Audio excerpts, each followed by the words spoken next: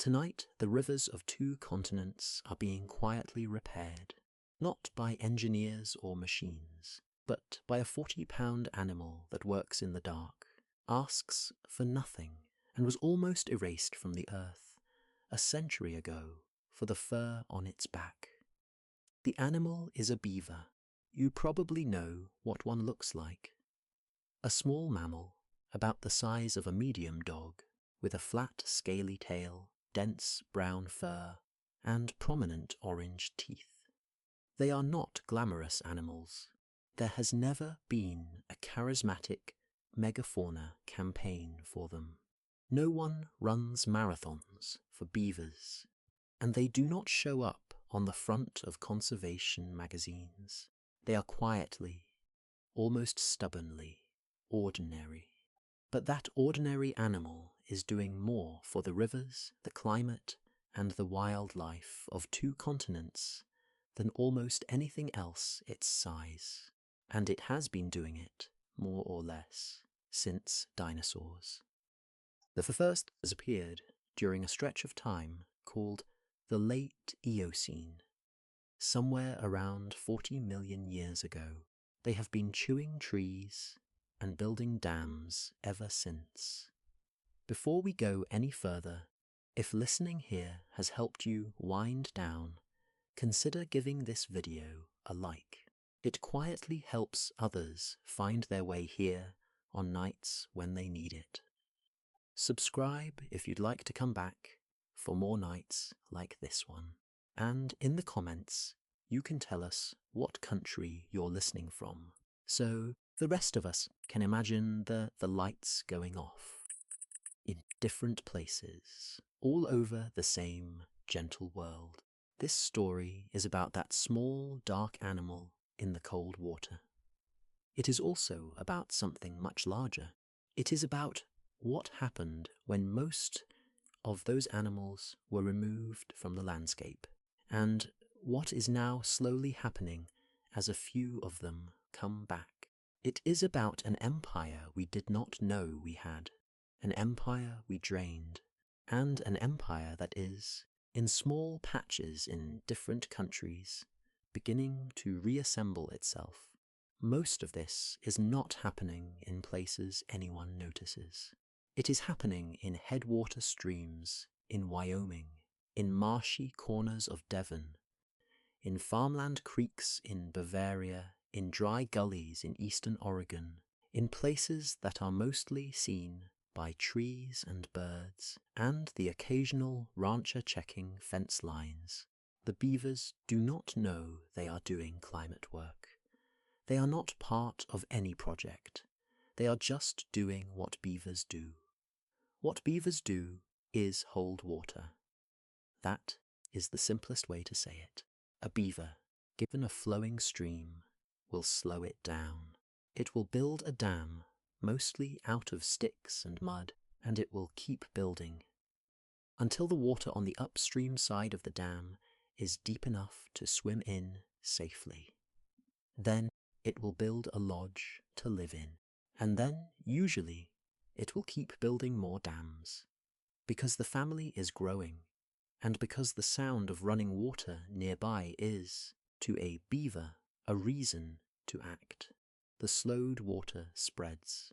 It seeps into the ground. It rises in the surrounding soil. It fills hollows and side channels. A single beaver family, over a few years, will turn a narrow stream into something closer to a marsh, with deep pools and shallow flats and complex, slow-moving channels weaving through it. A wetland, a small one, but a real one. What we are about to spend the night exploring is what that wetland does to the land, to the wildlife, to the climate of the surrounding region, and to all of us, downstream and downwind, who depend on water and soil that the beaver, while we weren't watching, has quietly been putting back. To understand why putting water back matters, you have to understand how much water used to be here. 1,000 years ago, North America looked completely different from how it looks today, not just in the obvious ways, not just in the cities and the roads. The landscape itself was wetter, vastly wetter. Researchers estimate that before European colonization, somewhere between 60 and 400 million beavers lived in the rivers, streams, and lakes of North America. The wide range exists because no one was counting beavers in 1500. But even the low end of the estimate, 60 million, is staggering. Each one of those beavers was doing what beavers do, building dams, creating ponds, turning streams into wetlands, across an entire continent. When you do the math, the implications are difficult to absorb.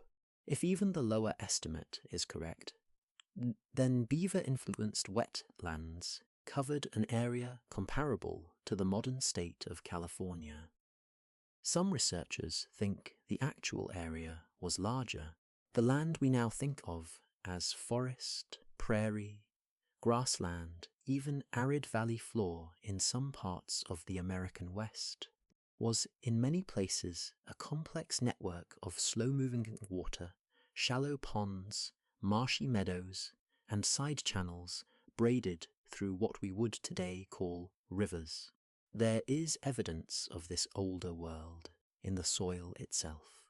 When researchers core into wet meadows in places like Colorado and Wyoming, they find buried layers of beaver dam sediment going back thousands of years. They find old chewed wood preserved in cold mud. They find pollen records of plant communities that only grow in standing water, in places that today are dry. The landscape remembers what it was. You just have to know how to read it. In other words, the landscape we have inherited and consider normal is a drained version of what was there. We are looking at the dry remains of a much wetter continent. This matters because almost every problem we now associate with rivers, water shortages, flash floods, fish declines, droughts in summer, fires that spread because the landscape is dry, comes back to one fact. The water used to stay. It used to stay in the soil, in the shallow pools, in the wide marshy floodplains. Now it leaves. It rushes downstream the moment it rains. It cuts straight through gullies that have eroded into bare rock. It carries away topsoil. It does not linger long enough to recharge the groundwater. The same pattern with regional variations played out across Europe and across much of Asia. The European beaver, the second species, lived in similar numbers across that continent, from Britain all the way east through Russia into Mongolia. The wetlands they built shaped the landscape in the same ways, and they too were nearly erased. The animals are coming back slowly.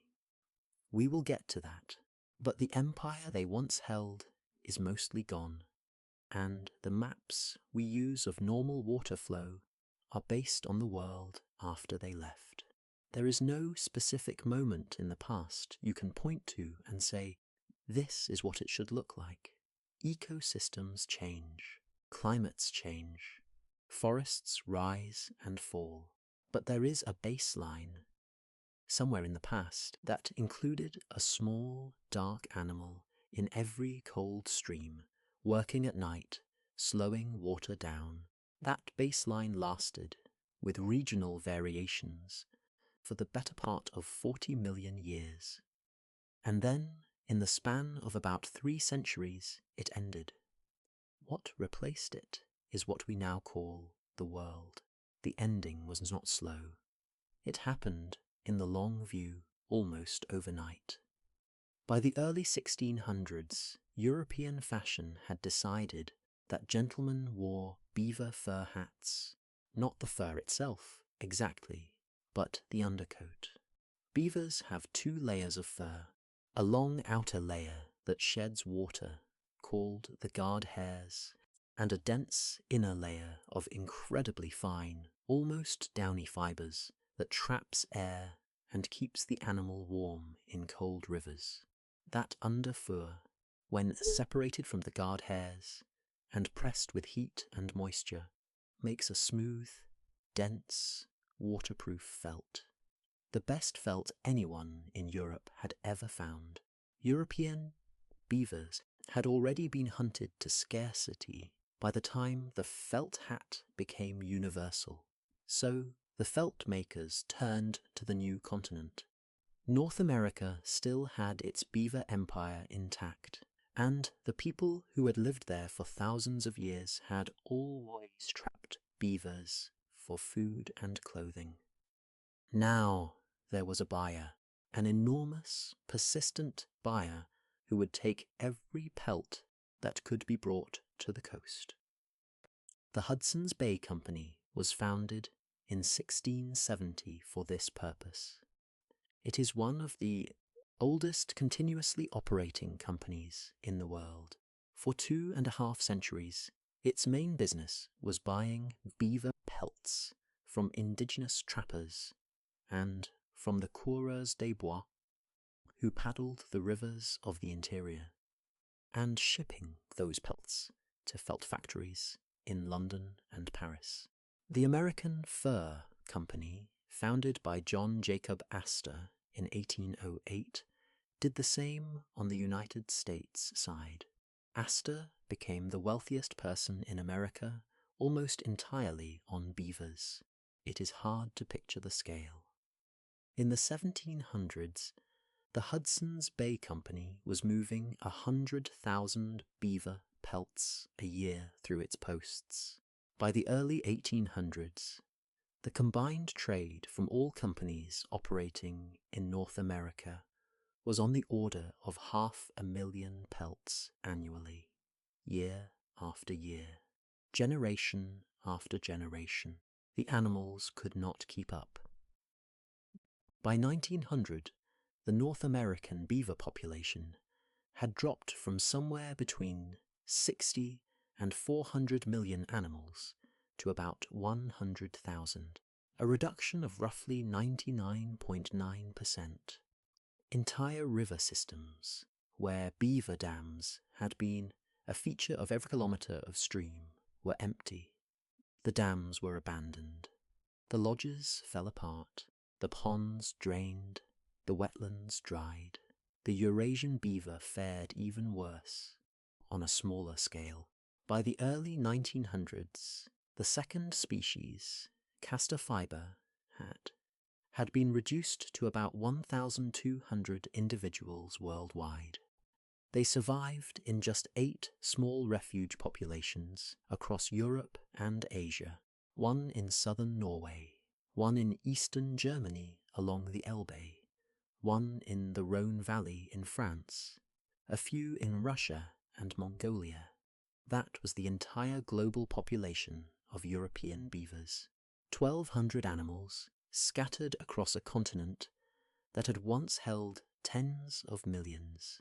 A species that had been shaping the landscape of the Northern Hemisphere for 40 million years on 2 continents was nearly gone. Not from climate change or disease, but from a hat. The fashion eventually shifted. In the mid-1800s, silk hats began to replace beaver felt for daily wear in European cities. The economic pressure on the species relaxed. The trade slowed. Some governments began to restrict trapping. Small populations were left alone long enough to begin to recover. But the damage to the landscape had already been done. By the time the demand for beaver fur faded, the streams of North America and Europe had been running through dry, bare channels for several generations. The wet meadows had become dry meadows. The shallow ponds had become forests. The marshes had become farmland. the maps that exist of normal river behavior, the maps we have based all of our modern water engineering on, are maps of a landscape that was already mostly dewatered before anyone with a notebook arrived to study it. What we call the natural water flow of these continents is, in many places, the flow of an emptied system. There are, properly speaking, two species of beaver. They look so similar that even biologists, holding both in their hands, would have trouble telling them apart from appearance alone. But genetically they are distinct, and they have been separated by oceans and millennia. The North American beaver is called Castor canadensis. The Eurasian beaver is called Castor fiber. They diverged from a common ancestor somewhere between 5 and 10 million years ago, when their populations were cut off from each other by changes in ocean levels and climate. Since then, they have evolved in parallel, on opposite sides of the world, doing nearly the same things. There is one detail that proves how separate they have become. The North American beaver has 40 chromosomes. The European beaver has 48. This is unusual. Closely related mammal species usually have the same chromosome count. Wolves and coyotes share theirs, lions and tigers share theirs, but the two beavers do not. When zookeepers in Europe in the 20th century brought the two species together and tried to breed them, hoping to bolster the small European populations with North American genes, none of the pairings produced offspring. The chromosomes do not match. The species are reproductively isolated, even though to a casual observer they appear identical. This is one of the more striking examples of convergent behavior in mammals. Two species, evolving separately for millions of years, on different continents, with no contact, both developed the same approach to the same problem. Both gnaw down trees, both build dams. They create lodges with underwater entrances, raise their kits in family groups that work together, and respond to the sound of running water by trying to stop it.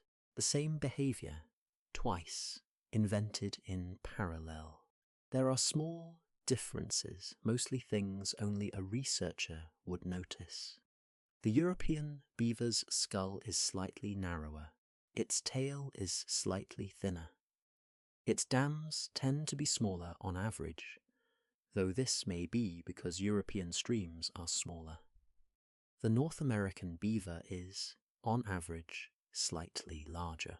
But in the field, working with both species, ecologists describe them as essentially interchangeable. They do the same job.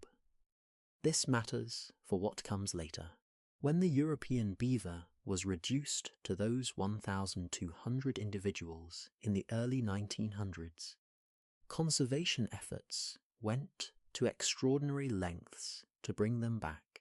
There was a debate for a while about whether it might be easier to introduce the more abundant North American beaver to Europe instead. Some countries tried this, briefly. Finland accepted shipments of North American beavers in the 1930s, hoping they would fill the role of the nearly extinct European ones. It worked, in the sense that the animals thrived. They are still there today. There are now wild populations of North American beavers in parts of Finland, and they live in the same streams as recovering European beavers, doing the same things. But because they cannot interbreed, the two species are now occupying the same niche in the same country, slowly competing with each other for space. The European beaver is winning in most places. It seems to be slightly better suited to the local conditions, but it is a strange ongoing experiment, and Finland is one of the few places on Earth where you can find both species in the same wetland. Everywhere else, it is one or the other.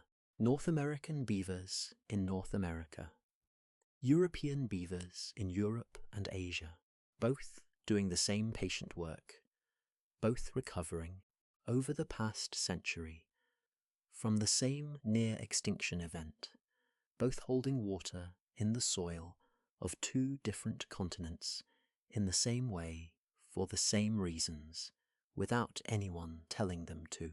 It is, in its way, a quiet kind of miracle that an animal in Russia and an animal in Oregon, separated by an ocean and millions of years of evolution, will build the same kind of dam for the same reason, in the same way, on the same kind of stream.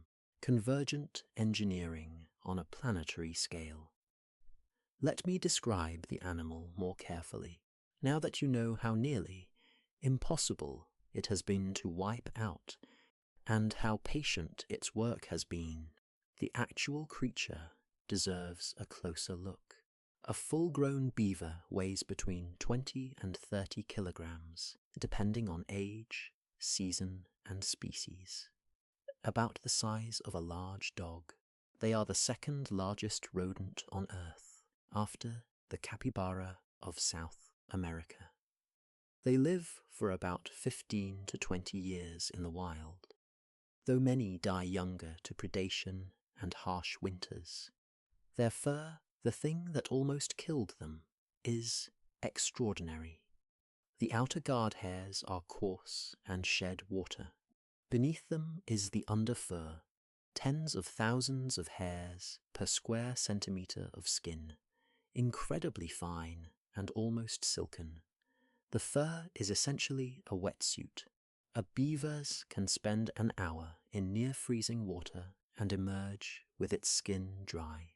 It maintains this insulation by spending several hours every day combing oil through the fur, oil that the beaver produces from a pair of glands near the base of its tail.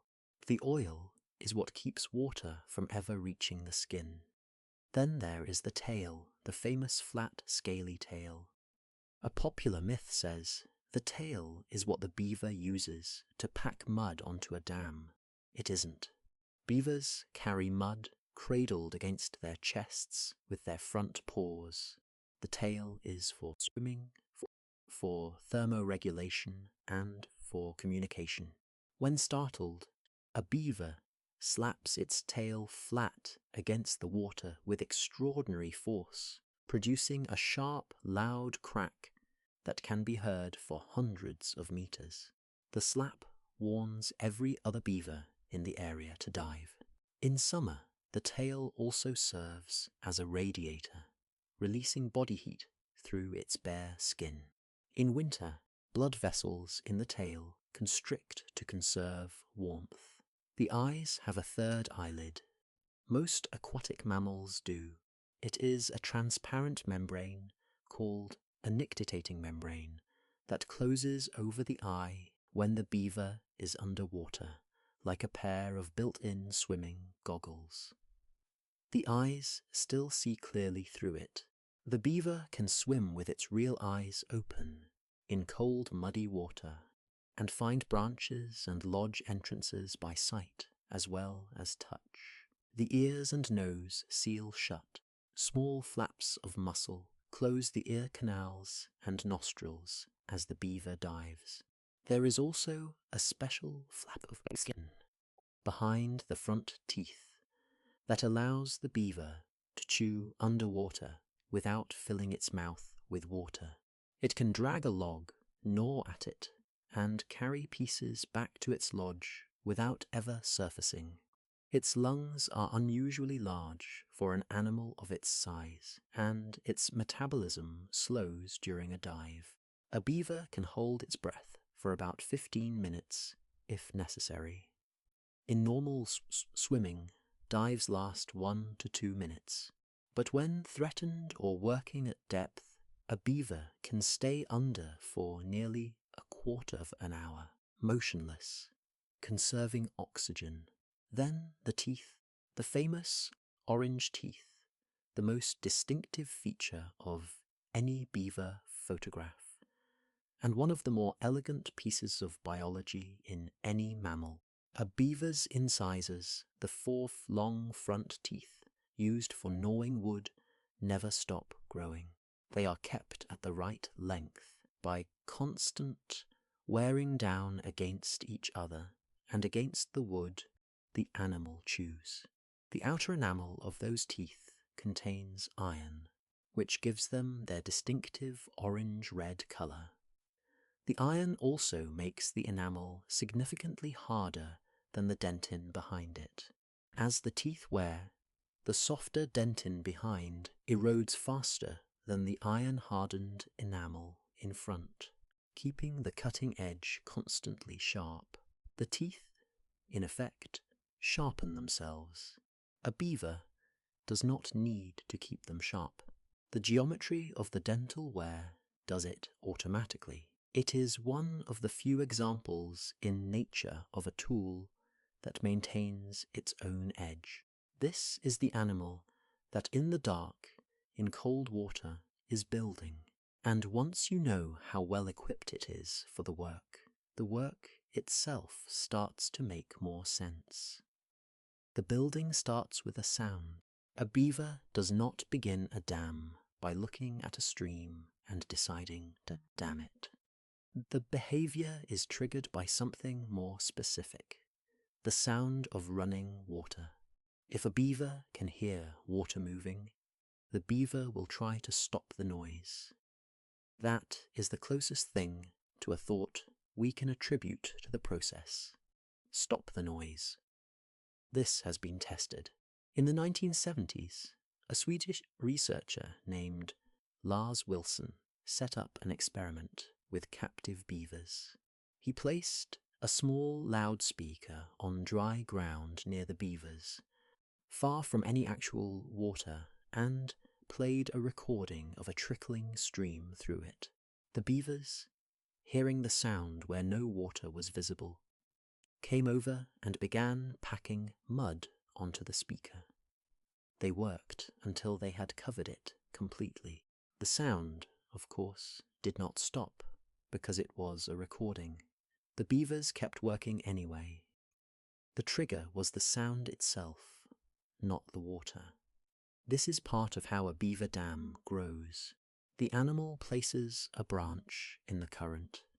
The water hits it and starts to gurgle through the gap, and that gurgling is the cue for the beaver to add another branch, then another, then mud. The structure builds itself in response to its own sound. The beaver does not need a blueprint. The work tells the beaver where the work needs to happen. The materials come from the surrounding trees. Beavers prefer softer hardwoods: aspen, birch, willow, alder, cottonwood, maple. They fell trees with their teeth, almost always cutting them so that the tree falls toward the water. This is partly geometry, since the trees on stream banks usually lean toward the open sunlight over the water anyway. But it is also conveniently efficient for an animal that has to drag the wood somewhere wet. Once a tree is down, the beaver gnaws it into manageable pieces. Branches go into the dam or the lodge.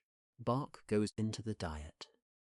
The thinner inner bark, called cambium, is the beaver's primary food, especially in winter. Beavers do not eat fish, despite common myths. They are vegetarians. Their primary food is bark, leaves, aquatic plants, and water lilies. They get most of the water they need from this diet, and they drink directly from the pond as well. Most of the work happens after sunset. Beavers are crepuscular, most active at dawn and dusk, But the deepest work, the felling of trees and the major dam construction, takes place at night.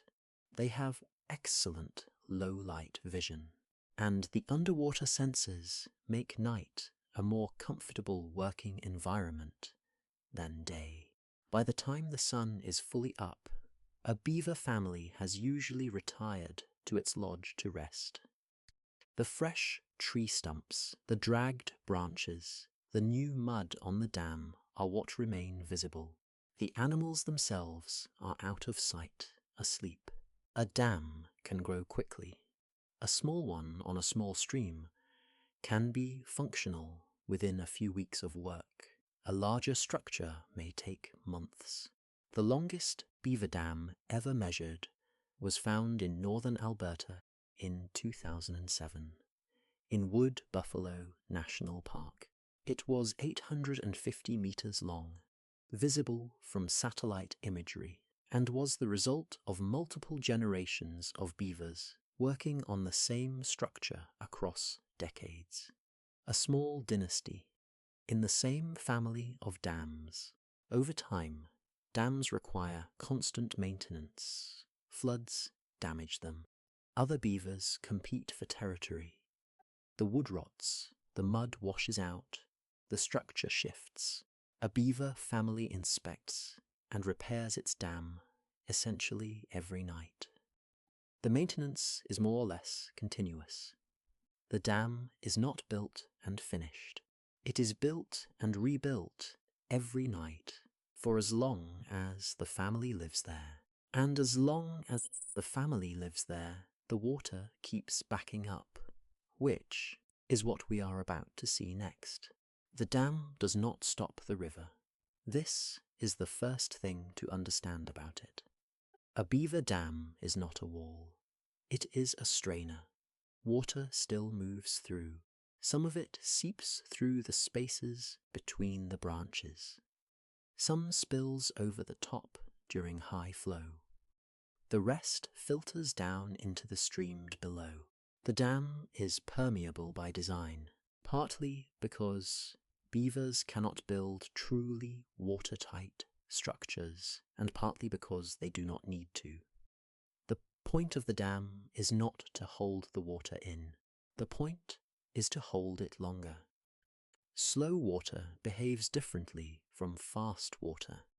This is the central insight of the beaver's accidental engineering, and it is what makes the dam matter so much. Imagine a stream running fast through a narrow channel. The water hits the channel at full speed, scours the bed, picks up sediment, carries it downstream, and arrives at the next bend, already half the way to the sea. In dry weather, the channel runs nearly empty. In wet weather, it runs nearly full, and dangerously so.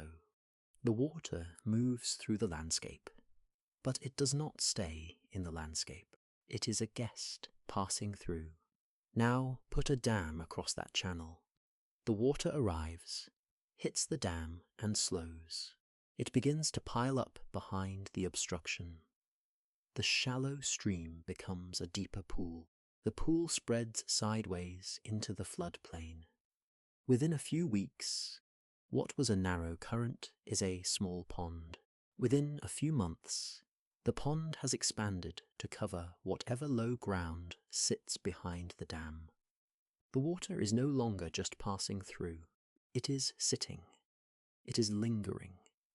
This has cascading effects. The depth of the pond means there is now a body of water deep enough to swim in safely, which is what the beaver wanted. The pond also means that sediment carried by the stream has time to settle out. Particles that would have rushed past in fast water sink to the bottom in still water. The bottom of a beaver pond, over years, accumulates fine silt and organic material. The water itself becomes clearer. The water table around the pond rises. This is the part that matters most for everything downstream. When water sits in one place for a long time, it has time to soak into the soil around it. The ground for hundreds of meters around a beaver pond becomes wetter, softer, more saturated. Plants that need their roots in moist soil can grow there. The roots of those plants help hold the soil in place. The whole zone around the pond becomes a sponge, and that sponge does something extraordinary. It absorbs water during wet seasons and releases it slowly during dry seasons. In the spring, when snow melts and rain falls, the saturated ground around a beaver pond absorbs much of the runoff that would otherwise rush downstream. The water enters the soil. It stays. Then, in the summer, when the rain has stopped and the snow is gone, the same saturated ground slowly releases water back into the stream. The pond does not run dry. The stream below it does not run dry. The whole system buffers itself. This is what hydrologists call a flow regulator, a natural one. The beaver, by holding water in one place for a few extra weeks, has effectively built a slow-release reservoir into the landscape. Streams with beaver dams in their headwaters have more stable flow throughout the year than streams without them. The peaks are lower, the valleys are higher, and the water is, in some quiet sense, easier to live with. There is also the matter of temperature. A still deep pool cools more slowly in summer than a shallow rushing stream. The cold water sinks to the bottom of the pond and stays there. Fish that need cold water in summer can find it in the deeper layers of a beaver pond, hiding in the thermal pockets that the dam accidentally has made. A small structure of sticks and mud, and the entire flow of an ecosystem reorganized around it. Now extend the timeline. What we have just described, the pond, the sediment, the rising water table, is what happens in the first months. Over years, the same simple structure has effects that compound. The single dam becomes something much larger than a dam. Within the first year, the wetland plants arrive. They were always there, as seeds in the soil, dormant, waiting for moisture. With the new pond, they germinate. Cattails appear in the shallows. Sedges grow along the wet margins. Bulrushes and pondweeds spread through the open water. Within 12 months of a dam appearing, what was a dry stream bank is now ringed with the vegetation of a marsh. Within 5 years, the changes have spread outward. The wet soil around the pond is now hospitable to species that need consistent moisture. Wet meadow grasses replace the original drier grasses. Wildflowers that prefer moist ground colonize the edges. Small shrubs like willow and dogwood begin to grow up where the soil is now saturated.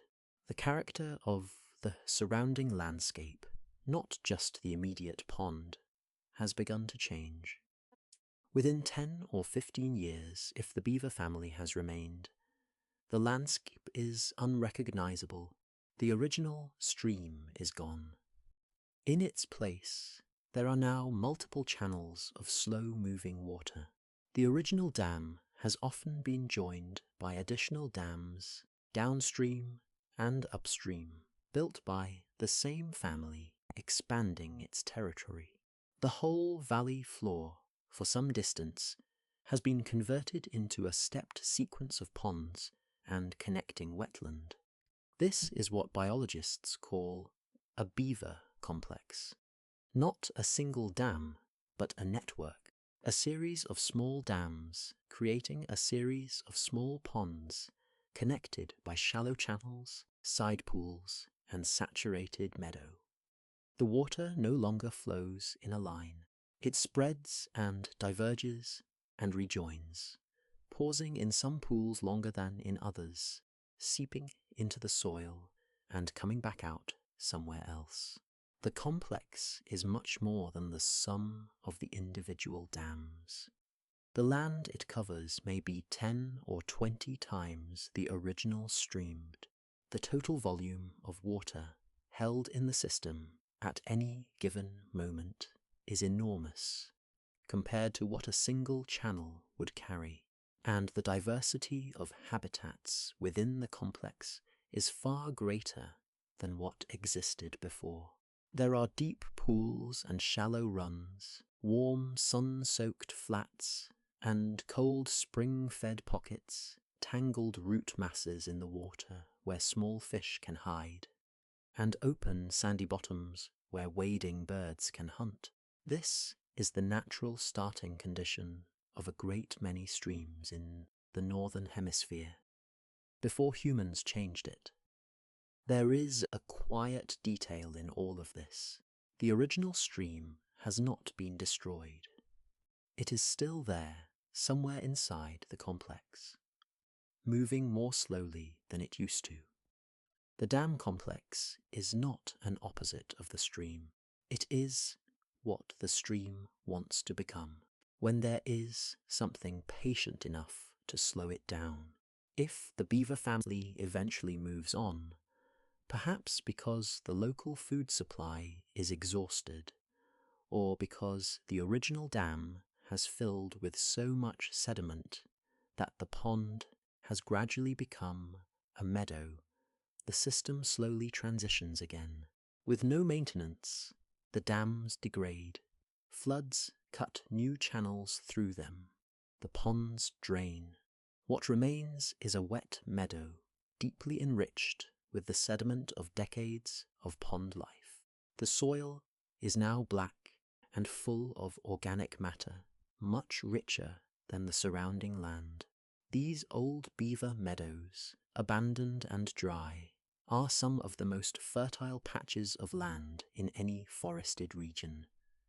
Native peoples in North America understood this and often farmed them.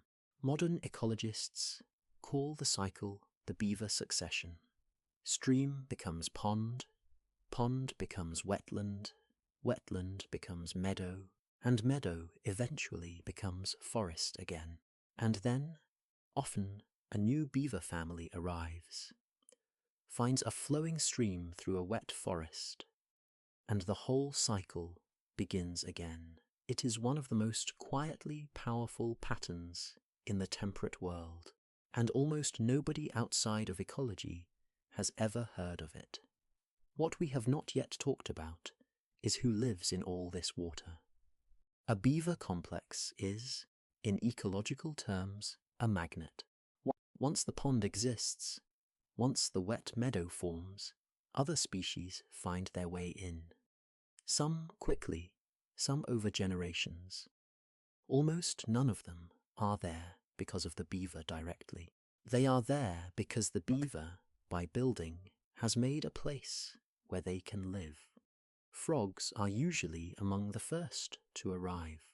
Wood frogs, leopard frogs, chorus frogs. They need still water to lay their eggs in spring, and they need it shallow enough that the eggs are warmed by the sun. A beaver pond is perfect. By the second spring after a dam goes up, frog choruses are usually loud in the new wetland, sometimes loud enough to hear from a mile away on calm evenings. Salamanders follow. They breed in the same shallow pools. Newts, tiger salamanders, all of them depending on the same kind of still warm water for their early stages. The eggs hatch into aquatic larvae, which feed on small invertebrates in the pond before metamorphosing into adults and returning to the surrounding forest. Then the insects, dragonflies and damselflies, lay their eggs in the still water. Their larvae, fierce predators, develop underwater for years before emerging. The adult dragonflies when they finally hatch into the air, hover in clouds over the pond on summer evenings. Mayflies, caddisflies, midges, mosquitoes. Beaver ponds produce enormous biomass of insect life, which in turn feeds everything else. The birds notice. Within a few years of a new wetland forming, the bird diversity of the area increases sharply. Ducks, particularly mallards and wood ducks, arrive to nest in the cavities of old trees standing in the flooded forest. Herons hunt the shallows for frogs and fish. Kingfishers perch on dead branches over the water and dive for minnows. Songbirds like swamp sparrows and yellow warblers nest in the willow thickets at the wetland edges. A study from Wyoming found that streams with active beaver complexes supported roughly 5 times as many species of birds as streams without them. The numbers vary by region, but the pattern is consistent. Beaver wetlands are bird hotspots. Mammals come too. Otters, the beaver's larger and faster cousin, in the same family of aquatic carnivores, often follow into beaver-modified streams. They eat fish, frogs, and crayfish, all of which are abundant in the new wetland. Mink and muskrats arrive. Moose use beaver ponds to feed on aquatic vegetation, especially in summer, when the moose can stand chest-deep in cool water to escape biting flies. Deer come down to drink. Bears occasionally fish. There are the fish themselves. Trout in cold pools, bass in warmer ones, minnows in the shallows. We will talk about the salmon story specifically in a few chapters because it is its own quiet revelation. But for now, the basic fact is that beaver-modified streams hold more fish of more species than unmodified streams, even though for decades it was assumed that beaver dams must be obstacles to fish. The deeper pattern in all of this is that the beaver does not invent any of these other species. They were already there, somewhere in the surrounding landscape, doing whatever they could in the available habitat. The beaver simply opens up new space. It builds a place where the slower, the smaller, the wetter, and the more dependent species can live. The wetland is the apartment. The other species are the tenants. This is what ecologists mean when they call beavers a keystone species. The term, coined by the ecologist Robert Payne in the 1960s, refers to a species whose presence determines the structure of an entire community. Remove the keystone, and the rest of the community collapses, or shifts dramatically into a poorer version of itself. Add the keystone back, and the community reassembles around it. The beaver is the textbook example. For about 10,000 years, the wetlands of the northern hemisphere had a keystone in place, holding the door open for thousands of other species. For the past century and a half, the keystone has been mostly absent, and the rooms have been quietly emptying. The species are not gone. Most of them still hang on, in smaller numbers, in fragments of habitat. But the structure that allowed them to flourish at scale, the slow water of a continent, is no longer there. Bring back the beaver, and the rooms slowly fill again. The first concrete benefit anyone notices in places where beavers have come back is that the water stops disappearing in summer. This is a recent story, mostly. It belongs to the last few decades, as the recovering beaver populations have begun to reach the dry interior west of the United States. Places like eastern Oregon, the high desert of Idaho, the the sagebrush country of Wyoming. These are landscapes that look, on first viewing, completely unsuited to beaver life. They are arid, the streams are small, the vegetation is sparse.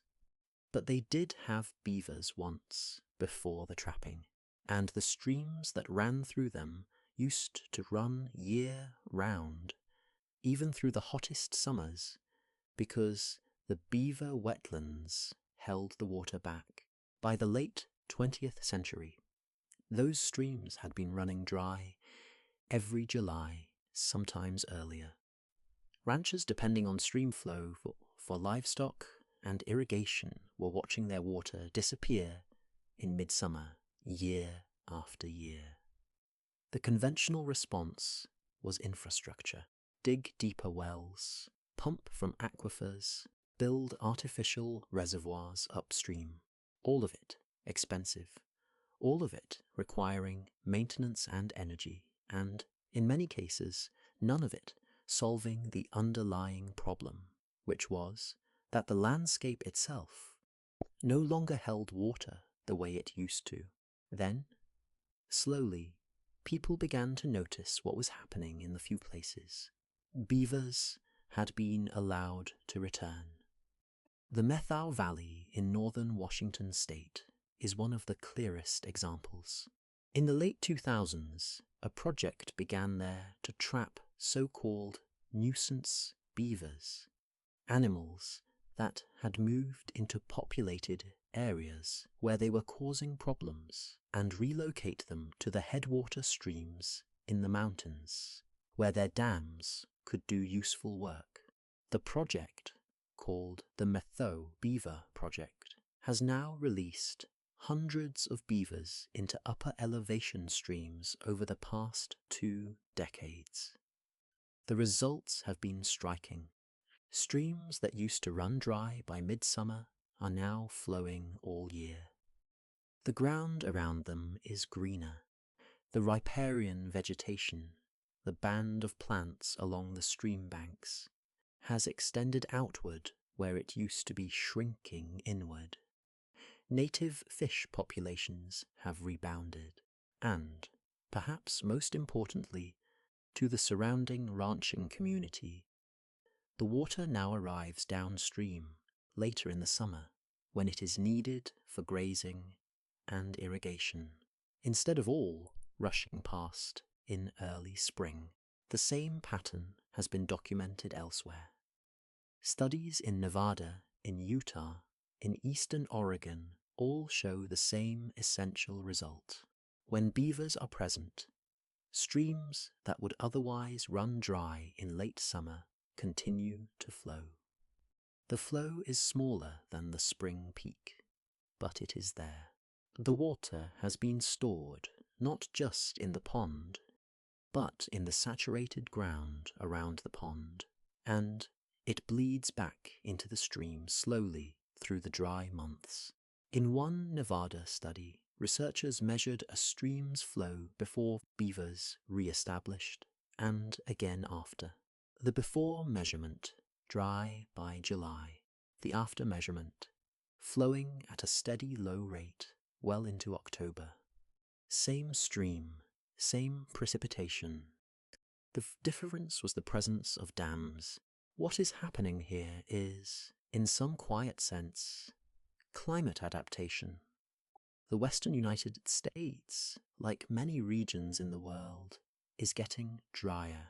The summer dry season is getting longer. Snowpacks are smaller. Spring runoff is earlier and shorter. Rivers and streams that used to provide reliable water through the warm months are increasingly running out before the warm months are over. The beaver, with no awareness of any of this, is doing exactly the thing the landscape needs in a warming world. It is holding water and releasing it slowly, keeping streams alive through summers that would otherwise kill them. There is no climate engineering equivalent that can match what a free beaver does for the cost of nothing. In a small stream, at night for the entirety of its life. This is one of the reasons that ranchers, of all people, have started to become some of the most vocal advocates for beaver restoration in the American West. Not for ecological reasons, for pragmatic ones. The animal that their grandfathers trapped to near extinction is now, often quietly, the most useful neighbour they have, a neighbour that asks for nothing, charges nothing, and goes about its business in the dark. The same beaver who holds water through a drought is doing something else, something even more visible, in a world that is now seeing more wildfires than at any time in recorded history. In August of 2018, a fire began in the high desert of central Idaho. Lightning struck dry sagebrush in summer heat. By the time it was contained, the Sharp's fire had burned through about 65,000 acres of ranchland and forest, leaving behind the familiar black and grey patchwork that wildfires leave behind everywhere in the American West. A few months later, an ecologist named Emily Fairfax pulled satellite images of the burn scar. In most of the photographs, the picture was what you would expect. Black ground, charred trees, ash, but scattered through the scar, like ribbons threading through a piece of dark fabric, were narrow corridors of bright green. The flame had run up to the edges of these corridors, hit them, and stopped. The vegetation inside them was still alive. The ground was still wet. The plants had not even browned. The corridors followed the streams, and on every single one of them there were beavers. Fairfax began studying this pattern systematically. She compared beaver-modified streams to nearby streams without beavers across multiple recent fires in the western United States. The result was striking. Streams with active beaver dams were, on average, about 3 times more fire-resistant than streams without them. In some cases, beaver wetlands acted as the only intact patches of vegetation for kilometers in any direction. The mechanism is straightforward.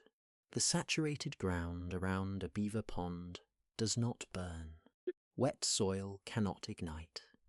The plants growing in saturated soil are full of water and resistant to fire. The wider riparian zone, the band of meadow and shrub that surrounds a beaver complex, stays green into the dry season because the water table is high. By the time a fire reaches a beaver wetland in summer, it is trying to burn through what is essentially a sponge sitting in a saucer of water. It cannot. The fire stops. What is left after the burn are these green islands, refuges for wildlife that survived and ran toward water, habitat for plants and insects that will eventually recolonize the burn scar, and, just as importantly, water itself. The streams running through these green corridors continue to flow. The fire has not damaged them. Once the rains come and the surrounding land begins to recover, the recovery starts from these unburned wet patches. The beaver wetland is not just a survivor, it is a seedbed. This matters more every year. The fire seasons of the western United States, of southern Europe, of Australia, of British Columbia, of the Mediterranean basin, are getting longer and hotter. More land is burning more frequently. The traditional fire breaks, fire roads cut through the forest, prescribed burns, are expensive and require constant maintenance. They also have to be planned and managed by human beings. with budgets and crews. A beaver, by simple presence on a small stream, can create something functionally similar at no cost. A natural firebreak that grows as the beaver family grows, maintains itself, and may, in the right landscape, be among the most effective forms of fire mitigation anyone has access to. Researchers in California, Oregon, and Colorado have begun including beaver presence in their wildfire risk modeling. State agencies are starting to consider beaver restoration as part of fire management strategy. It is a slow, quiet shift happening below the level of public attention. The animal that almost no one was thinking about a generation ago is now being included in serious conversations about how to keep the American West from burning. The fires will keep coming. The climate is moving in one direction, and the dry seasons are getting drier. But the wet green ribbons left behind by beaver families have accidentally become some of the best evidence we have that the landscape itself, given the right small inhabitants, can be made more resilient, not by us, by them. A small dark animal in cold water, working at night, has been quietly building fire breaks the entire time. Now we are starting to notice the same animal that defends against fire also defends against the opposite extreme. Just as a beaver wetland is the place where water lingers during a drought, it is also the place where water is held back during a flood. The same patient slowing down, the same network of dams doing the opposite job. When heavy rain falls on a watershed without beavers, the water moves fast.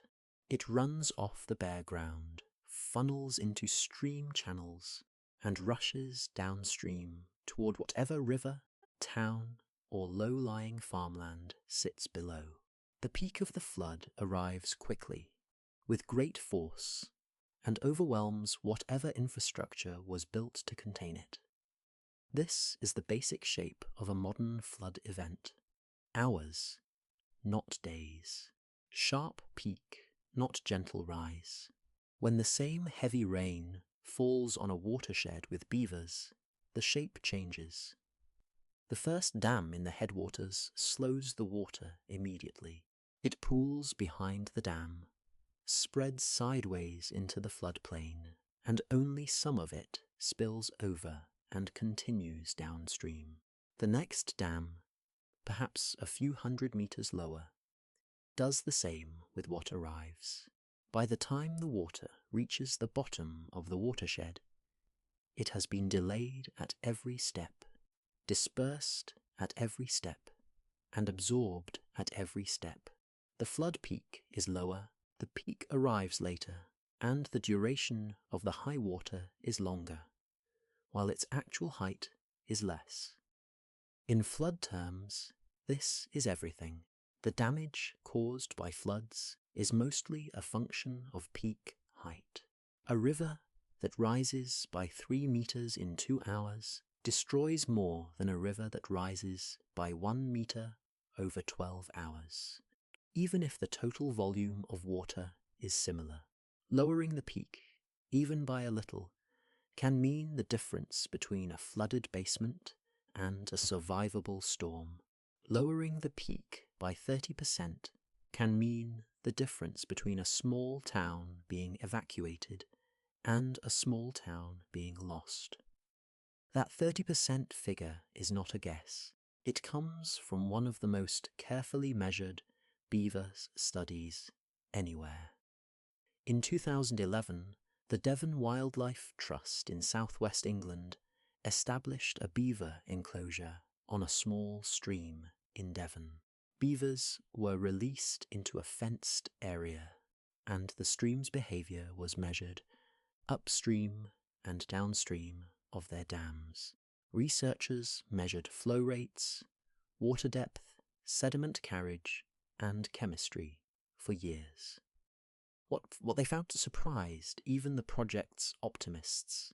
After beavers had been at work for several years, the downstream flood peak from heavy rain events was, on average, about 30% lower than it had been before.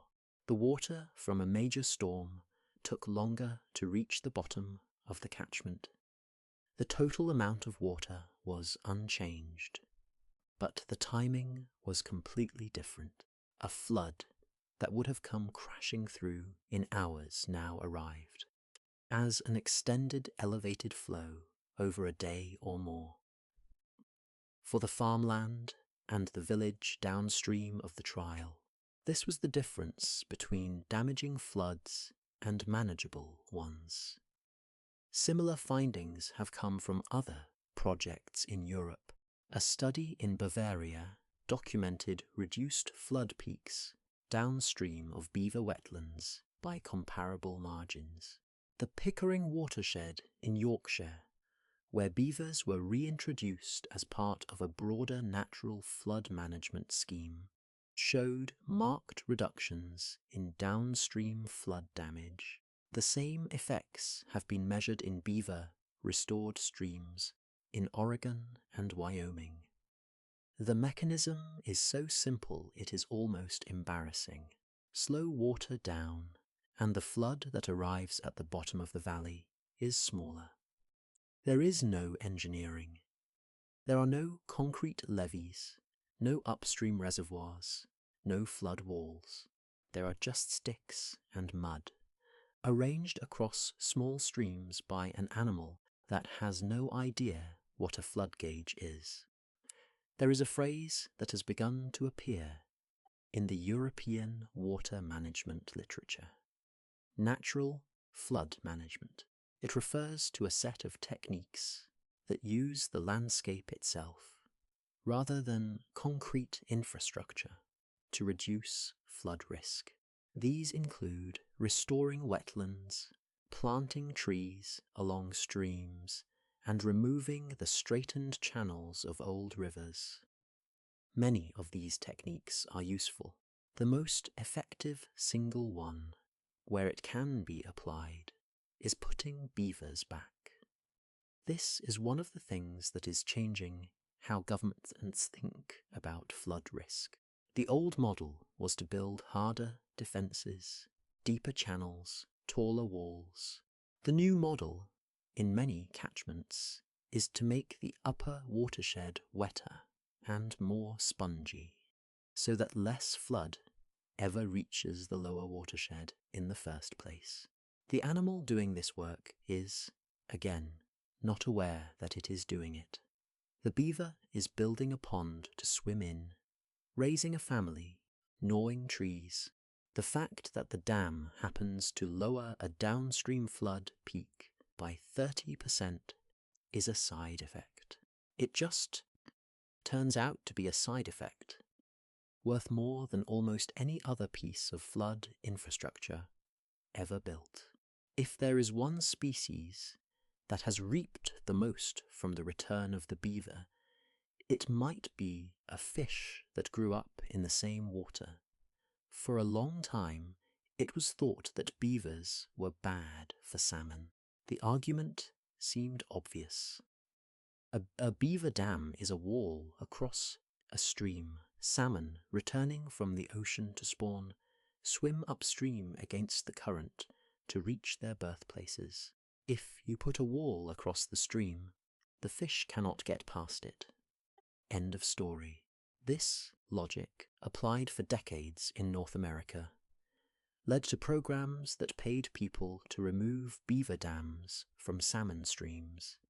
In the mid-20th century, wildlife agencies actively trapped beavers out of salmon waters across the Pacific Northwest, on the assumption that fewer beavers meant more fish. Whole watersheds were emptied of dams in the name of helping salmon. The salmon kept declining. It took until the early 2000s for ecologists to begin questioning the assumption.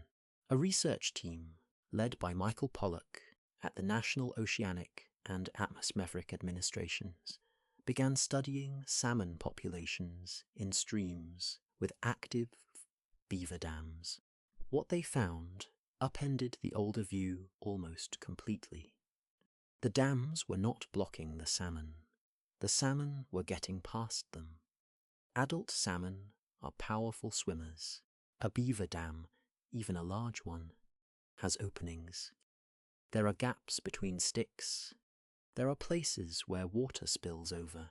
During the high flows of spring, when salmon are most likely to be moving upstream, the dams are at their most permeable. The fish find their way through. They do not always find a perfect route, but they find a route and they continue upstream. For the salmon themselves, none of this was new. Salmon and beavers have lived together in the same rivers for millions of years. The same Pacific Northwest streams that hold the world's iconic salmon runs were full of beaver dams long before they were full of fishing boats. The fish evolved with the dams. They have always known how to deal with them. What no one realized for a long time is what the dams were doing for the young salmon. Amazon's life cycle begins in fresh water. Eggs are laid in gravel beds. The juveniles, called fry, hatch, and spend their first months in the same stream where they were born. Then, depending on the species, they spend anywhere from a few weeks to a few years in fresh water before swimming downstream to the ocean. That fresh water rearing stage is one of the most dangerous periods of a salmon's life. The young fish are tiny, vulnerable to predators, and dependent on finding enough food in cold, clean water. A beaver pond is, for a young salmon, almost an ideal environment.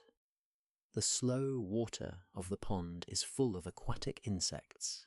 The shallow margins are warm enough to grow plankton. The side channels and root masses provide hiding places from predators. The cold, deep pockets in summer give the fish refuge from heat that would otherwise kill them. Studies in the Bridge Creek watershed in Oregon have documented that beaver-modified streams produce significantly more young salmon per kilometre than unmodified streams. The fish grow faster, reach the ocean larger and healthier, and are more likely to return as adults. In some Pacific Northwest streams, the difference is dramatic. Watersheds where beavers have returned after a long absence are producing many more out-migrating juvenile salmon than they did a generation earlier. The same streams that fisheries managers once cleared of beaver dams are now being restored by design, with structures that mimic those same dams. The misconception is, finally, being corrected. Beavers do not block salmon. Beavers raise salmon. There is a broader lesson in this. For about a century, fisheries management treated the stream as the salmon's environment, and the beaver as a nuisance interfering with that environment.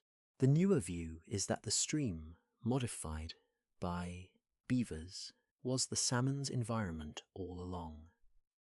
The version of the stream we considered normal, the bare, unaltered channel, was already a degraded one. We were trying to manage salmon in habitat that had been emptied of the animal that built it.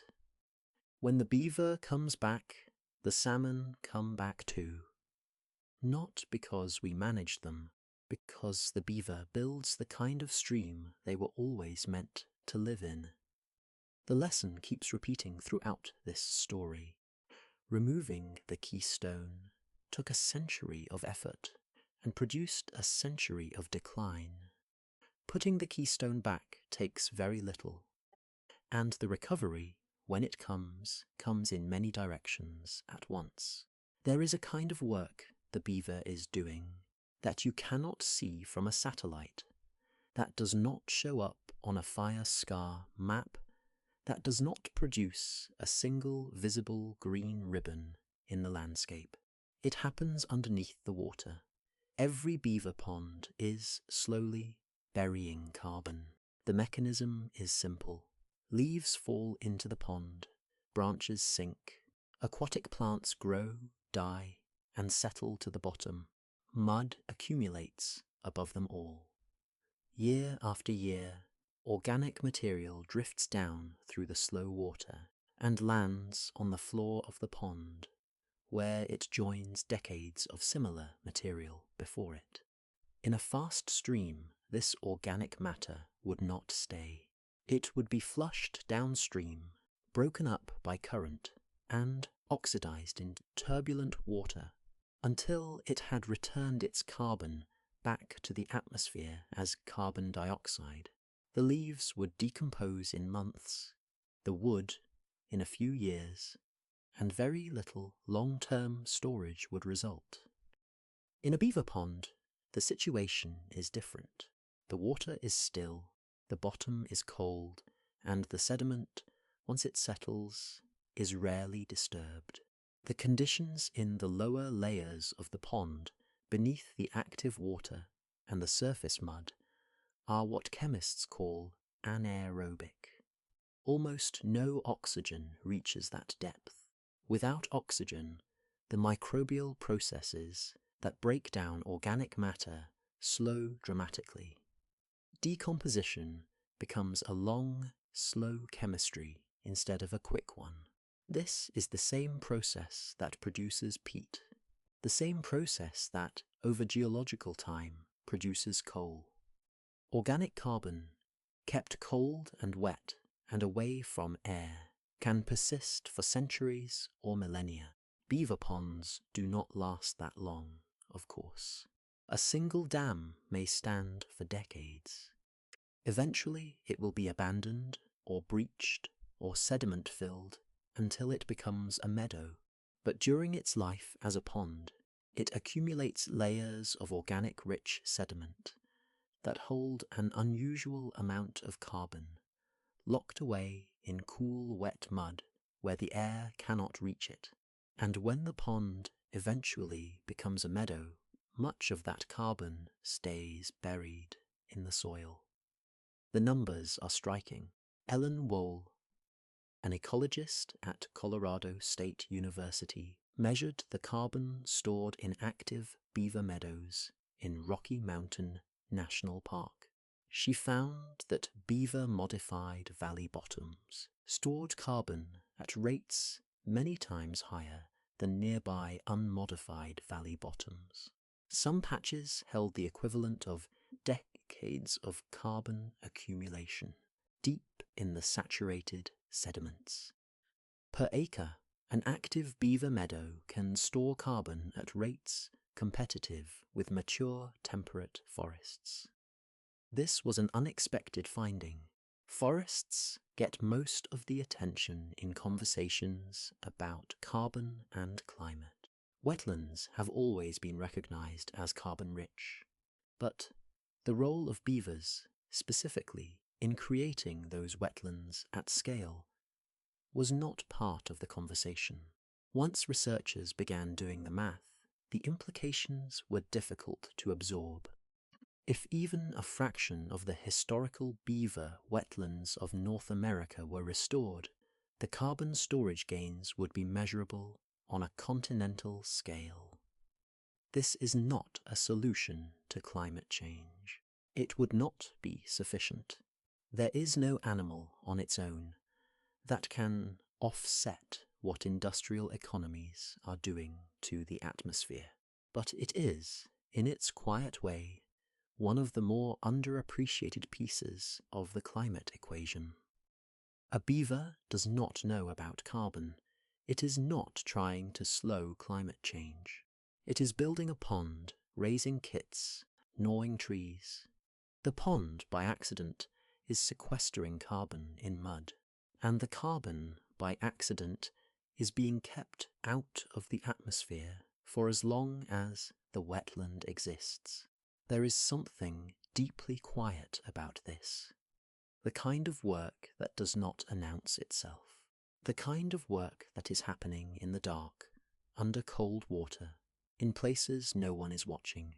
Carbon, layered in sediment, year after year, pond after pond, meadow after meadow. It is one of the strange consolations of ecology that the most important things are usually invisible. The breath you are taking right now is mostly the gift of plankton in the ocean and forests on every continent. The water you drank today moved through a watershed that you almost certainly cannot see from your window, and somewhere on Earth, in cold mud at the bottom of a pond, the carbon from a leaf that fell 40 years ago is still where the beaver accidentally left it. The same conditions that store carbon in a beaver pond also do something else. They clean the water. A great deal of the water pollution in modern agricultural countries comes from one specific source: nitrogen, specifically nitrate. Farmers apply nitrogen fertilizer to their fields to boost crop yields, but plants do not use all of it. The rest washes off during rain, enters local streams, and travels downstream into rivers, estuaries, and eventually the sea. Where it accumulates, the consequences are well known: algal blooms, dead zones, coastal fisheries collapsing. The Gulf of Mexico, the Baltic Sea, and Chesapeake Bay all develop dead zones every summer, some covering thousands of square kilometers. The cause, in every case, is too much nitrogen coming downstream from agricultural watersheds far inland. The water arrives at the coast loaded with dissolved nitrate. The algae explode, then die, then decompose, then suck the oxygen out of the seawater. Fish and crabs suffocate. Whole ecosystems crash. In between the field and the sea, there is sometimes a beaver wetland.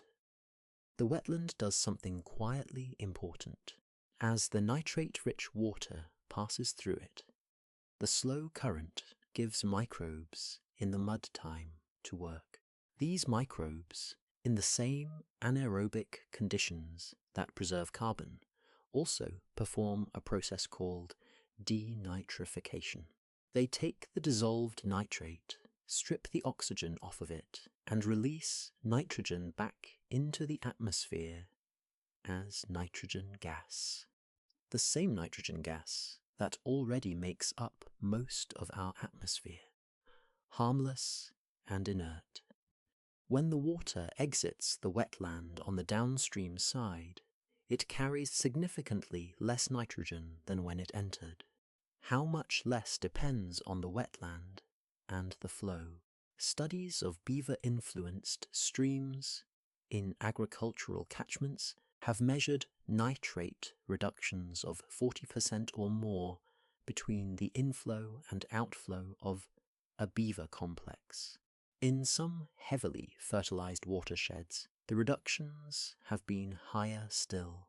The pond is, accidentally, a water treatment plant, a small one, but a real one, operating continuously, requiring no energy, no maintenance, and no chemicals. The same mechanism filters other contaminants.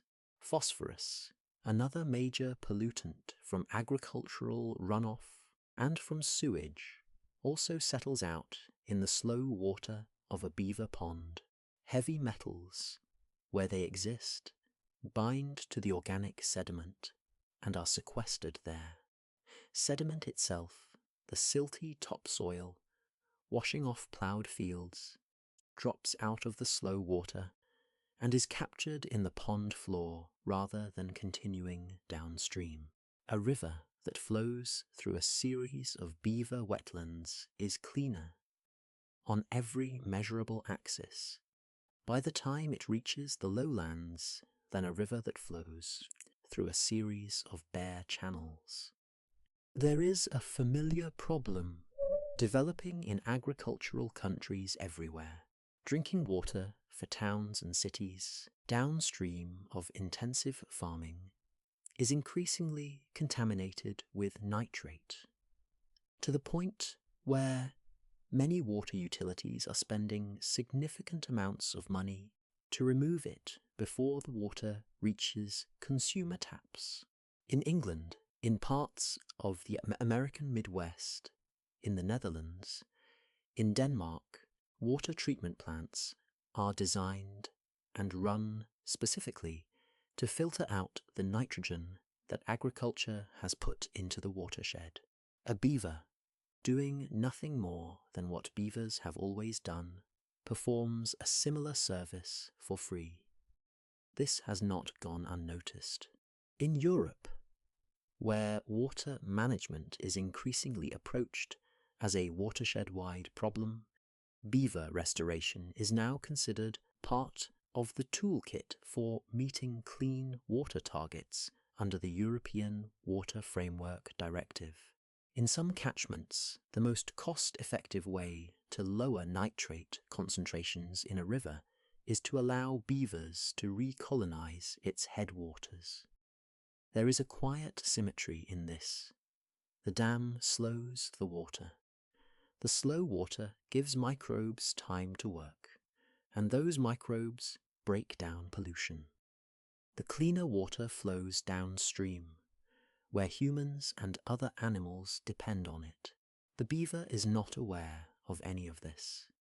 It is, again, just doing what beavers do, but the people who turn on a tap in a city 10 kilometers downstream of a beaver wetland are, very quietly, benefiting from the night work of an animal they will never see.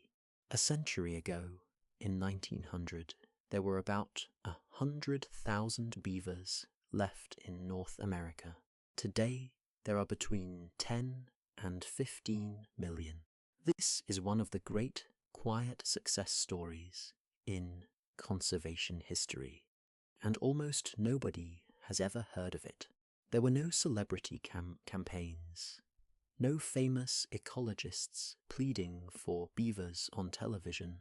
There were just small, patient, often local decisions taken across decades that allowed an animal already on the edge of regional extinction to slowly fill back in. The recovery began almost by accident. When silk hats replaced beaver felt in the mid-1800s, the economic pressure on the species relaxed. The traders began closing posts. The trappers moved on to other game. By the early 1900s, the surviving small populations of beavers, hidden in the most remote watersheds of Canada and the American interior, had a chance to begin breeding again. Then governments began to help. In the 1920s and 1930s, several Canadian provinces and American states placed beavers under formal protection. Trapping seasons were shortened or closed. Bounties on beavers, which had been common in agricultural regions, were eliminated. The animals, given a few years of peace, began to expand outward from their refuge populations. There were also active translocations.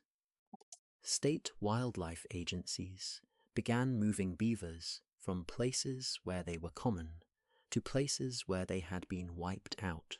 The most famous of these was a 1948 program in Idaho, where the Department of Fish and Game faced a problem of how to move beavers into remote backcountry areas inaccessible by truck. Their solution, almost unbelievable in retrospect, was to parachute the beavers in. 76 beavers were packed individually into wooden boxes, attached to surplus military parachutes, and dropped out of small airplanes into the high mountain wilderness. The boxes, when they hit the ground, were designed to open automatically. The beavers walked out, found water, and began to build. There is film footage of this. The beavers parachuting down, the boxes opening, the animals stumbling out into mountain valleys they had never seen. All but one of the 76 survived the operation and established new populations in the Idaho wilderness, where their descendants still live today. The Idaho beaver airdrop is one extreme example, but the broader pattern was the same across the continent. Move a few beavers, let them establish, wait. Within a few years, the population is doubling. Within a decade, dams return to the watershed and wetlands begin to reassemble. By the 1980s, the recovery was well underway. By the 2000s, the North American beaver was no longer rare in most of its former range. Today, the species occupies most of the major watersheds of Canada and the United States, with reasonable population densities in many of them.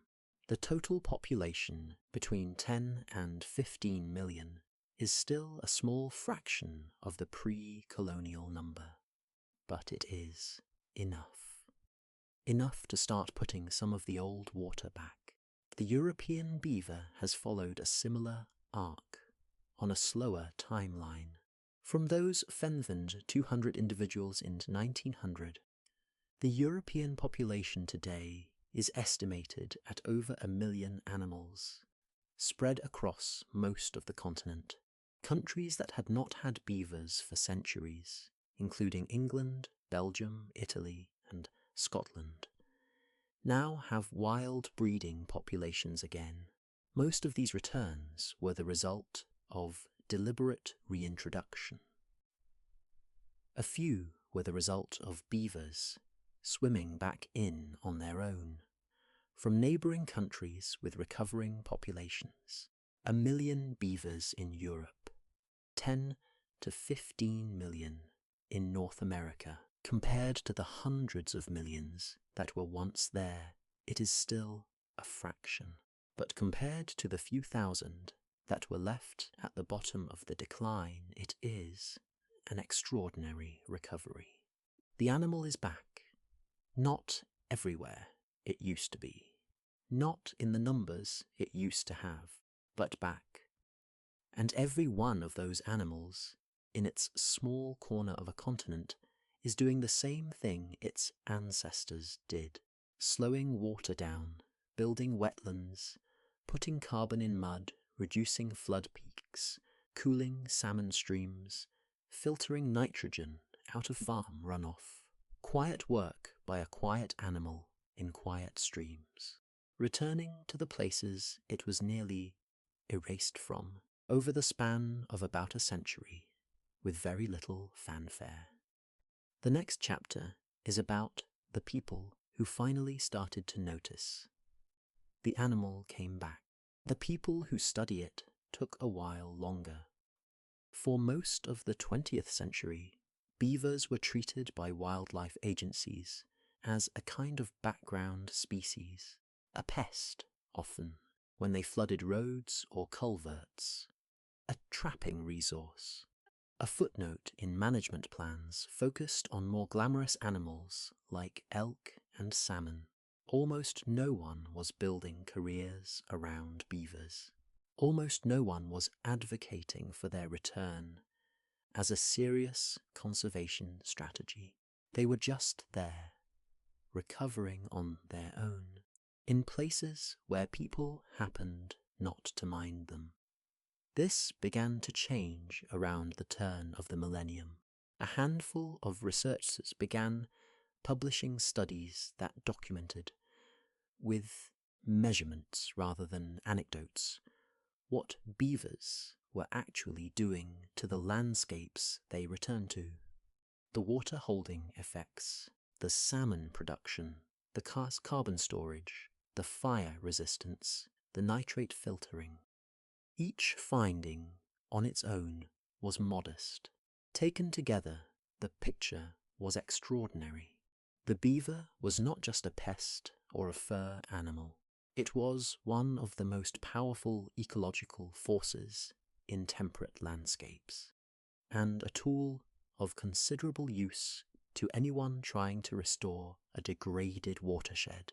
In Scotland, in 2009, the Knapdale Beaver Trial released a small group of European beavers into a forested area in Argyll.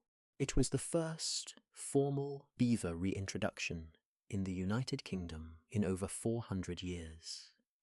The trial was meant to last 5 years and to be evaluated for ecological impacts. It was extended. The beavers did exactly what beavers do. The wetlands expanded. The biodiversity increased. After years of evaluation, the Scottish government declared the reintroduction a success, and beavers were given formal legal protection. In England, the Devon Beaver Trial, which we mentioned in the chapter on floods, ran from 2011 onward and produced the strongest single piece of evidence anywhere for what beaver wetlands do to downstream water flow. England, like Scotland, eventually granted beavers legal protection and began allowing carefully managed releases in other parts of the country. In Germany, Bavaria had begun bringing beavers back as early as the 1960s. The recovery there is now so successful that the Bavarian beaver population is among the largest in Europe, with the animals occupying nearly every available watershed. Bavarian beaver managers, who have decades more experience than almost anyone else, now travel internationally to advise countries beginning their own reintroductions. In the Netherlands, beavers were reintroduced in the 1980s along the Biesbosch wetlands.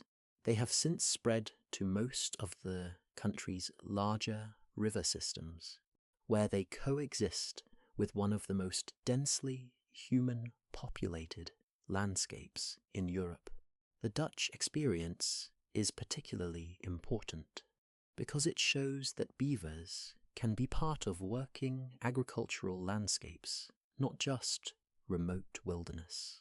In the American West, in the high desert streams we have already discussed, projects like the Metho Beaver Project in Washington state have demonstrated that even arid, fragile landscapes can support beaver restoration.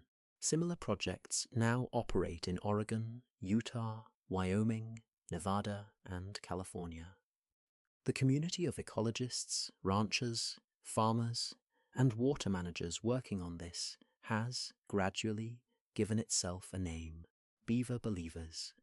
The term is half joking, half serious. It originated, like so many such things, in the field, where people who started working with beavers found themselves becoming, almost despite themselves, deeply enthusiastic about an animal that almost nobody else was paying attention to. Documentary filmmakers picked up the phrase. Academic conferences began organizing around it. There is now a global, informal network of beaver believers, sharing techniques, comparing results, advocating quietly for the return of the animal to watersheds it used to inhabit. The shared insight, repeated in country after country, is the same. The beaver does the work. Humans only have to stop preventing it. Sometimes, as in Scotland and England, this means changing the law. Sometimes it means changing land management practices, allowing beavers to expand into farmland where they were once trapped out. Sometimes it means simply leaving alone the animals that have already returned on their own and not removing the dams they build. The interventions are mostly negative. Stop doing the thing that has prevented the recovery. Let the animal do the rest. This is not how most conservation works. Most conservation requires active intervention, habitat purchases, captive breeding, predator control, reintroductions of charismatic endangered species at enormous expense. The beaver, by contrast, just needs the door left open. Once it walks through, the work begins. And the work, as we have spent the last 15 chapters seeing, is the kind of work it is increasingly difficult to do any other way. There is a problem at the front edge of all this work. In many places where beavers should be brought back, they cannot just be released. The streams are too degraded. The channels have eroded down into deep, dry gullies with steep, bare sides and no shrubs to feed on. A beaver dropped into a stream like that has no food, no cover, and no way to begin building. The animal needs a stream where dams can be started. The stream needs a beaver to make it that kind of stream. Each side of the problem requires the other side first. The solution, developed in the early 2000s and spreading rapidly since, is to build dams for them. Not real dams, imitations. The technique is called a beaver dam analog, or BDA. The construction is simple. A few wooden posts are driven into the stream, spaced a meter or two apart, in a line across the channel. Then willow branches are woven between the posts, packed in tightly. A bit of mud is sometimes added. The whole structure is small, maybe a meter high, often less. It is meant to look almost exactly like a young beaver dam, because that is, in essence, what it is. A starter dam, built by humans, to begin the process that a real beaver would normally start. The BDA does what a real beaver dam does. It slows the water and pools it behind the structure. It begins to spread water sideways into the surrounding banks. It catches sediment, and it encourages the growth of riparian vegetation. Over a few years, a series of BDAs along a degraded gully can begin to do something none of the previous decades of conventional restoration ever did. It can rebuild a stream into something a beaver might want to live in, and then the beavers come. This is the part that surprises people. When BDAs are built well, and when the watershed has any beavers remaining anywhere in it, the beavers find the new structures within a few years and begin to use them. They build their own dams on top of the human-made ones. They take over the maintenance of the artificial structures originally placed to imitate beaver work, become real beaver work as the animals take possession of them. Bridge Creek in central Oregon is one of the longest-running examples. In the late 2000s, researchers led by Michael Pollock at NOAA installed hundreds of BDAs along Bridge Creek, a degraded high desert stream where salmon populations had collapsed. The structures, at first, were just sticks and willow. Within a few years, the creek began to recover. Wetland vegetation returned. Sediment began to settle. Pools formed. Within 10 years, real beavers had moved in, recolonizing the stream and taking over from the human builders.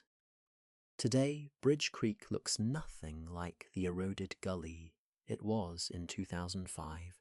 It is a network of pools and meadows, full of fish, birds, and active beaver dams.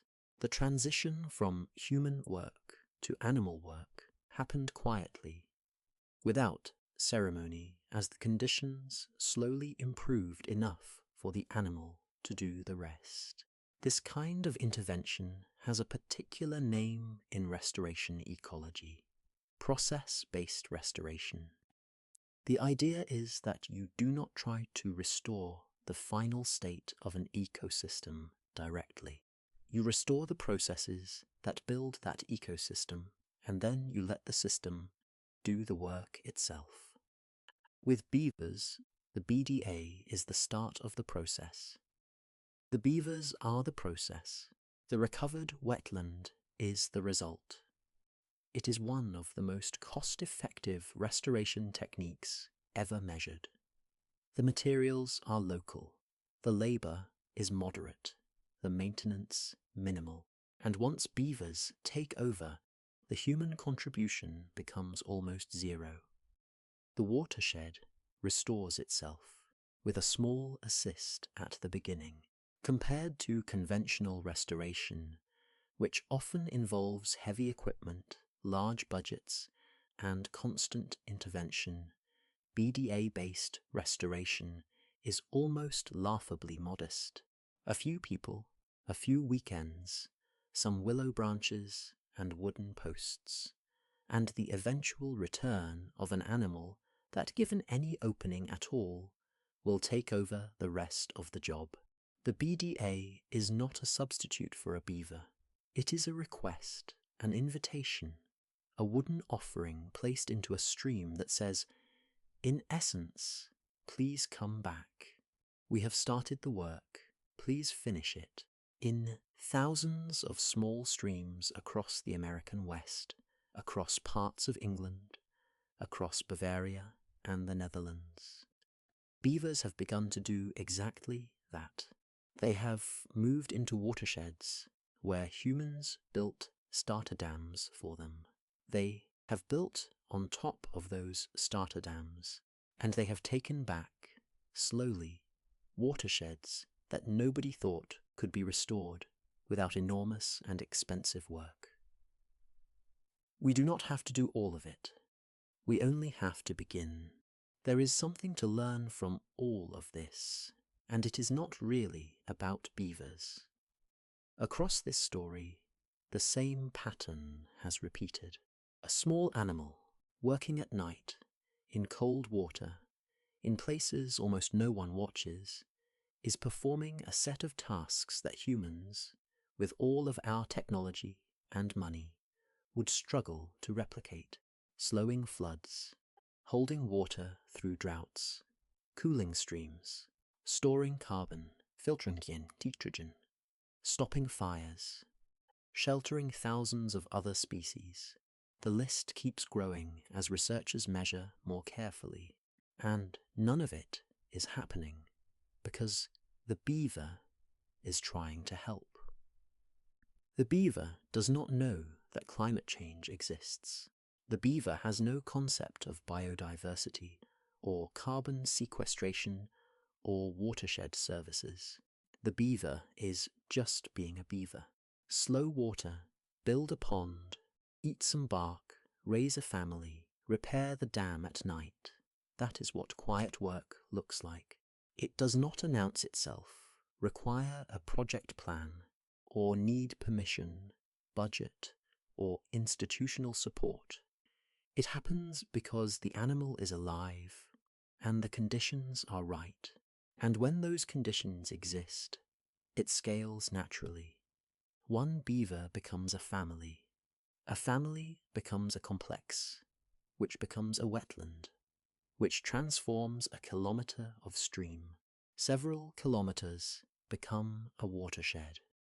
Eventually, if enough watersheds are reseeded, you have an entire landscape doing something that no human institution could do at the same cost. This is not the way modern conservation usually works. Modern conservation is mostly about active management, designating reserves, counting populations, translocating species, funding studies, lobbying governments. All of those activities are valuable, but they are also slow, expensive, and dependent on continuous human attention. The moment the attention lapses, the project usually stalls. The beaver does not require attention. It requires absence. It requires that we stop trapping it, stop removing its dams, stop draining the wetlands it builds. Once we stop the active interference, the beaver continues on its own schedule without supervision. This is a different model of repair. Not human intervention to fix something broken, just letting the broken thing fix itself by reinstating the conditions under which the repair naturally happens. There is a name for this in ecology. Rewilding, the deliberate practice of restoring ecological processes by reintroducing or protecting keystone species, and then standing back while the system reassembles itself. Beaver-based restoration is one of the clearest examples of rewilding anywhere. It works on small scales and large ones, in wet temperate forests, and in arid sagebrush deserts, in countries with money and countries without, in working agricultural landscapes, and in remote wilderness. The same animal doing the same things produces the same results everywhere it is allowed to do them. There is a humility in this insight that takes time to absorb. We are accustomed to thinking of ourselves as the active force in the world, the species that builds, that engineers, that manages. And in many domains, that is true. But there are also domains where the most useful thing humans can do is to step aside and let a different species with much longer experience and much more patience take care of the problem. The repair of a temperate stream is one of those domains. The animal that built the streams the first time, over 40 million years of practice, is still the best animal for the job. We have spent the last few centuries learning the hard way that we cannot replace what it does. The lesson has been expensive. The streams are still there, mostly dry, mostly straight, mostly empty of the network they used to support. But the animal is still there, in small numbers, in the corners of the maps, in protected refuges, and in random recoveries. And where it is allowed to spread, the streams begin to come back. This is the quiet work that has been happening, mostly invisibly, for the past half-century. A keystone species slowly being allowed back into its niche, a continent slowly being re-watered, a landscape slowly returning to a version of itself that was nearly lost. The animal is doing it. We are mostly just getting out of the way, and the longer we get out of the way, the more of the old water comes back. So we come back to where we started, a small, dark animal in cold water, moving slowly, dragging a branch towards something it is building. It is still there, somewhere along a quiet river, tonight, working in the dark, listening to the gurgle of water through the gap in its growing dam, adding a stick, then another, then a paw full of mud, then a long pause, to swim a slow loop around the structure, checking it for weaknesses, then back to the bank for more wood. You have spent the night with that animal now. You know what it is doing, and what the dam will become. You know that the branch it is dragging is part of a structure that will, over weeks, turn a fast-running stream into a slow pool. That the pool will, over months, become a wetland with cattails and dragonflies and frogs. That the wetland will, over years become a complex with multiple channels and standing trees and ducks nesting in their hollows, that the soil for hundreds of meters around the dam will become saturated and sponge-like, holding water in the dry months and absorbing it in the wet ones, that the sediment piling up on the bottom of the pond will, slowly, sequester carbon for as long as the wetland exists, that salmon, if salmon belong to this stream, will use the pool as a nursery for their young, that nitrogen washing in from upstream farms will be broken down by microbes in the cold mud, that a wildfire crossing the surrounding land decades from now will arrive at this wetland and stop.